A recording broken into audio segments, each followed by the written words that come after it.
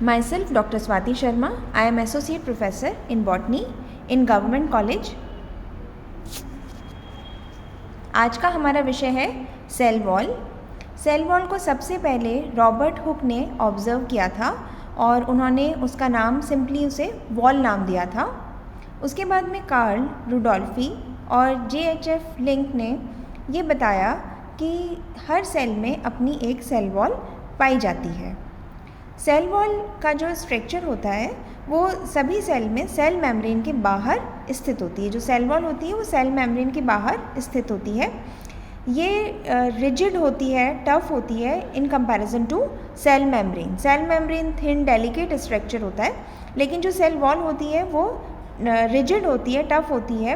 अगर ये living cells में होगी, प्रेजेंट होगी तो ये फ्लेक्सिबल भी होगी, लेकिन अगर ये डेड सेल्स में प्रेजेंट है तो ये हार्ड होगी, रिजिड होगी, फ्लेक्सिबल नहीं होगी। तो ये सपोर्ट और प्रोटेक्शन का इसका मेन फंक्शन है कि ये सेल को सपोर्ट करती है और उसको प्रोटेक्ट करती है, क्योंकि ये कंपैरेटिवली हार्ड है और ये सपोर्ट करती है ताकि उसकी प्रॉपर शेप बनी रहे।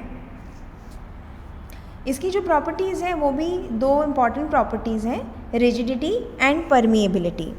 रिजिडिटी क्योंकि ये थोड़ी सी रिजिड है, ये सेल की सेफ्टी के लिए है, सेल को प्रोटेक्शन देने के लिए है, इसलिए इसमें रिजिडिटी पाई जाती है। और इसमें टेंसाइल स्ट्रेंथ का मतलब है कि किसी भी चीज़ पर हम कोई प्रेशर डालें तो वो कितना प्रेशर डालने पर वो ब्रेक होती है। तो इस तरह से ये इसकी जो पावर है ये मतलब उसको सहन कर सकती है, ताकि वो सेल पर वो प्रोटेक्शन का काम करती है सेल के, ताकि सेल को कोई प्रॉब्लम नहीं हो। तो ये इसकी जो टेंसाइल स्ट्रेंथ है ये हाई है कि ये उसका कोई भी प्रेशर झेलेगी, लेकिन सेल को ये प्रॉब्लम नहीं होने देगी। इसके अलावा जो सेल मेम्ब्रेन है वो स्ट्रेचेबल ज़्यादा होती है, और अगर उसमें वाटर कंटेंट ज़्यादा होगा तो वो ज़्यादा स्ट्रेच हो सकती है और वो टर्जिड होकर के बर्स्ट हो सकती है। लेकिन सेल वॉल प्रेजेंट होने के कारण इसकी जो साइज़ है वो कंट्रोल में रहती है सेल की। ज़्यादा अगर वो टर्जिड होगी तो भी उसकी एक साइज़ जो है लिमिटेड रहेगी, ताकि वो बर्स्ट नहीं हो सके। तो इस प्रकार से जो इसकी रिजिडिटी है, हार्डनेस है, वो इसके सेल की प्रोटेक्शन में काम आती है।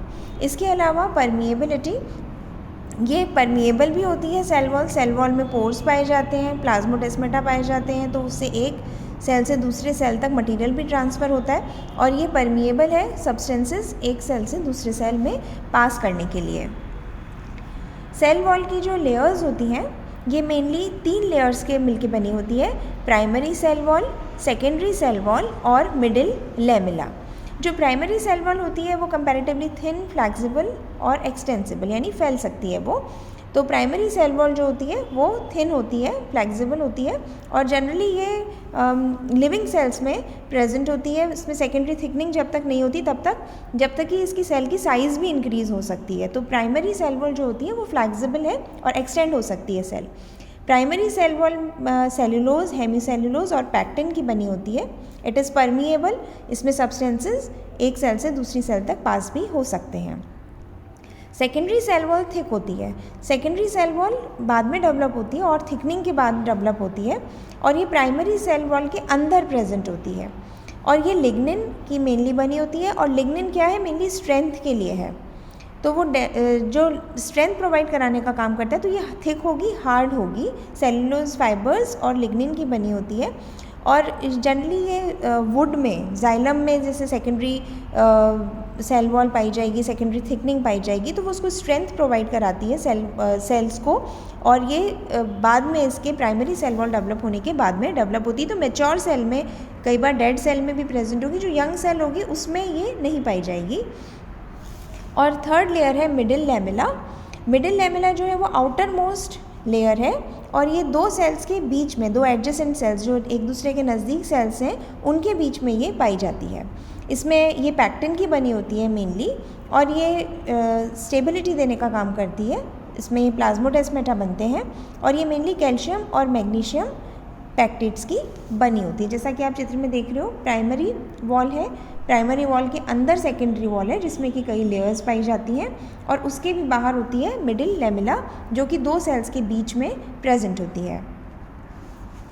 कंपोजिशन जो प्राइमरी सेल वॉल होती है वो मेनली सेलुलोज, हेमी सेलुलोज और पैक्टिन की बनी होती है, और जो प्लांट एपिडर्मिस होती है उसमें क्यूटिन और वैक्स भी पाया जाता है प्राइमरी सेल वॉल में। Secondary cell wall cellulose, xylan, lignin की बनी होती है, क्योंकि ये प्रोटेक्शन के लिए है, हार्ड है, थिक है, इसलिए इसमें लिग्निन कंटेंट पाया जाता है। इसमें सबसे पहले मिडिल लैमेला का फॉर्मेशन होता है जब साइटोकाइनेसिस होता है, जब सेल डिवीजन होता है। तो साइटोकाइनेसिस के समय जब सेल मेम्ब्रेन बनती है तब सेल वॉल बनती है दो एडजेसेंट सेल्स के बीच में, सबसे पहले मिडिल लैमेला का निर्माण होता है।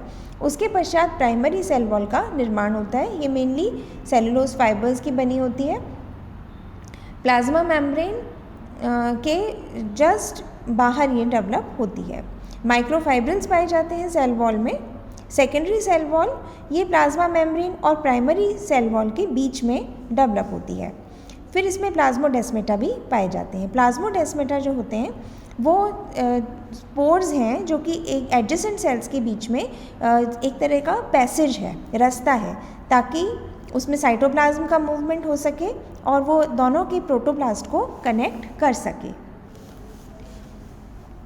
यूकैरियोटिक सेल वॉल जो होती है वो मेनली पॉलीसेकेराइड्स की बनी होती है। सेलुलोज पॉलीसेकेराइड्स की बनी होती है। काइटिन भी उसमें प्रेजेंट होता है, सेलुलोज भी प्रेजेंट होता है, जो कि बीटा 1,4 लिंकेज के माध्यम से इसके जुड़े हुए होते हैं ये। और फंगल सेल वॉल है, एल्गी है, वाटर मोल्ड, स्लाइम मोल्ड्स, ये सब किस में आते हैं?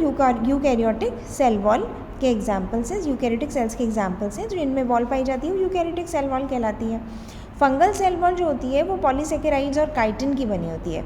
इसलिए जब भी हम प्रैक्टिकल में स्टेन करते हैं फंगस को तो हमेशा कॉटन ब्लू से स्टेन करते हैं, क्योंकि कॉटन ब्लू केवल काइटिन केवल कॉटन ब्लू का ही स्टेन लेता है। बाकी किसी को हम कॉटन ब्लू से स्टेन नहीं करेंगे, एल्गी, ब्रायोफाइट्स, टेरिडोफाइट्स। लेकिन इसको हम, क्योंकि इसकी जो सेल वॉल है वो स्पेशली काइटिन की बनी होती है, काइटिन, ग्लूकन और प्रोटीन्स की।